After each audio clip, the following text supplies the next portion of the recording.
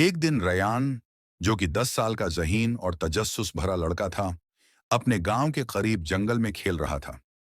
यह जंगल पुरअसरार था और इसके बारे में कई कहानियां मशहूर थीं। कहा जाता था कि इस जंगल में एक जादुई पत्थर छुपा हुआ है, जो किसी भी इंसान की एक ख्वाहिश पूरी कर सकता है। रयान ने अपनी दादी से इस पत्थर की कहानी सुन रखी थी। दादी ने बताया था कि जो इंसान इस पत्थर को तलाश करेगा, उसे कई इम्तिहान से गुजरना होगा और सिर्फ नेक दिल इंसान ही इसका मालिक बन सकता है। रेयान ने फैसला किया कि वह इस जादुई पत्थर को तलाश करेगा। उसने एक छोटा सा थैला उठाया जिसमें पानी की बोतल, कुछ खाने की चीजें और एक पुरानी टॉर्च थी। रयान जंगल में दाखिल हुआ, जहां हर तरफ दरख्तों की हरी भरी छांव थी और पंछियों की आवाजें गूंज रही थीं। कुछ दूर चलने के बाद रयान को एक कदीम नक्शा मिला, जो किसी दरख्त की जड़ के नीचे दबा हुआ था। नक्शे पर एक पेचीदा रास्ता दिखाया गया था, जो जादुई पत्थर तक ले जाता था। लेकिन रास्ते में कई खतरे और चैलेंज भी दर्ज थे। नक्शे के मुताबिक पहला चैलेंज सांपों की वादी थी। रेयान ने देखा कि रास्ता पत्थरीला और खतरनाक था और सांप हर जगह रेंग रहे थे। रेयान ने अपने हौसले को बुलंद रखा और सोचा कि सांपों को डराए बिना रास्ता पार करना होगा। उसने आहिस्ता आहिस्ता कदम उठाए और अपनी दादी के बताए हुए तरीके पर अमल करते हुए सांपों के पास से गुजर गया। सांपों ने उसे कुछ नहीं कहा, क्योंकि रेयान ने उनके इलाके का इज्जत किया था। अगला चैलेंज एक झील थी, जिसके बारे में कहा जाता था कि वहां भूत रहते हैं।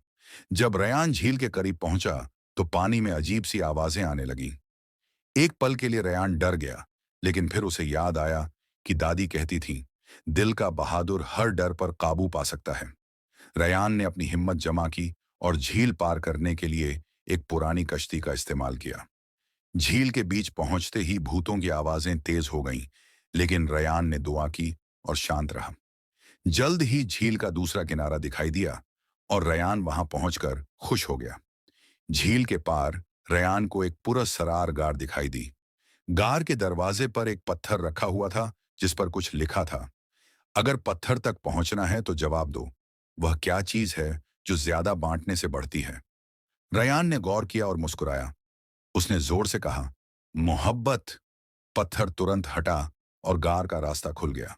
गार के अंदर रेयान ने एक चमकती हुई रोशनी देखी। वह रोशनी जादुई पत्थर से आ रही थी, जो एक पत्थर के तख्त पर रखा हुआ था।